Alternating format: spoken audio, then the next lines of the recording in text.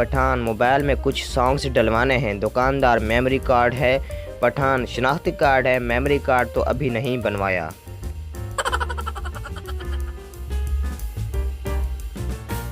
Breaking news, Pathan نے بیوی کی محبت میں نسوار چھوڑ دی، ایک دن بعد دماغ خراب ہونے کی وجہ سے 3 بیوی چھوڑ دی۔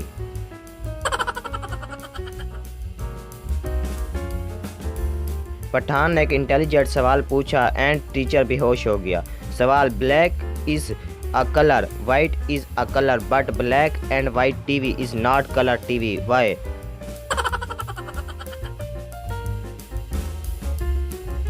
جج، اس پٹھان کے دونوں کان کاٹ دو۔ پٹھان، نہیں میں اندھا ہو جاؤں گا۔ جج، کان کاٹنے سے اندھا کیسے ہو جاؤ گے؟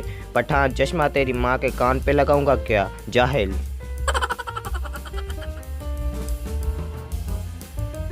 پٹھان، بیٹا 2 بستر کیوں لگائے؟ بیٹا گھر پہ 2 گیسٹ آنے ہیں۔ پٹھان، کون کون؟ بیٹا امی کا بھائی اور میرا ماموں۔ پٹھان، پھر ایک اور لگا، میرا سالہ بھی آ رہا ہے۔